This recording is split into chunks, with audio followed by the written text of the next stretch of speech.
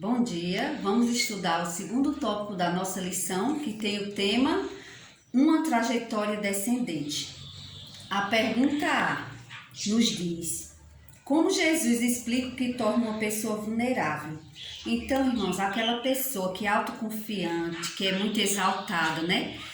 Essa pessoa, ela é vulnerável ao pecado, né? Porque a palavra de Deus lá em Jó diz: porque sem mim nada podeis fazer. Então, sem Cristo nada podemos fazer, né? É inútil qualquer coisa, porque Cristo é a base de tudo. O pensamento diz: o que quer que desvie a mente de Deus, o que quer que leve à exaltação própria ou à autoconfiança, certamente está preparando o caminho para a nossa derrota. Vamos para a pergunta B? A pergunta B nos diz: o que complicou a situação de Davi? E explique por que Deus permitiu que a tentativa de Davi de encobrir seu pecado fosse bem sucedida. Então, irmãos, o que aconteceu aqui foi que a Batseba, ela ficou grávida, né? E o esposo dela estava numa batalha, Urias, né? Então, ela mandou e fez saber a Davi, né? Que ela estava pesada, depois que Davi ficou com ela. Então, isso não foi bom para Davi, né?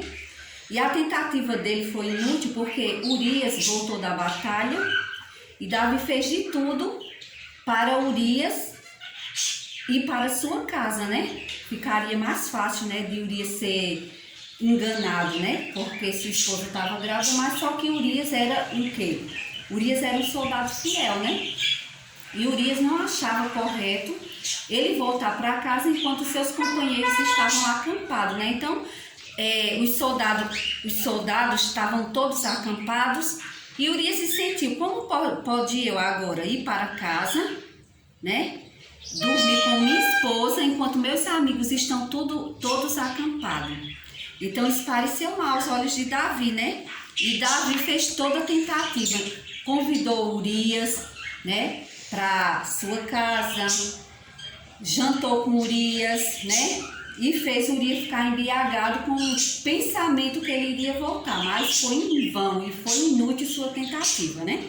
Então, vamos ver aqui o pensamento que nos diz: e todo esforço que Davi fez para esconder a própria culpa se mostrou inútil. Traiu a si mesmo pelo poder de Satanás. O perigo o cercava, uma desonra mais amarga que a morte estava perante ele. Então foi complicado, né? Vamos ver a pergunta C. Como Davi se sentiu quando foi induzido a acrescentar mais pecado ao pecado? E como Deus se sentiu quanto a isso? Então nós vimos aqui em 2 Samuel que sucedeu que pela manhã, né, Davi escreveu uma carta a Joabe, né? Nessa carta ele pedia que Joabe deixasse Urias à frente da batalha, né?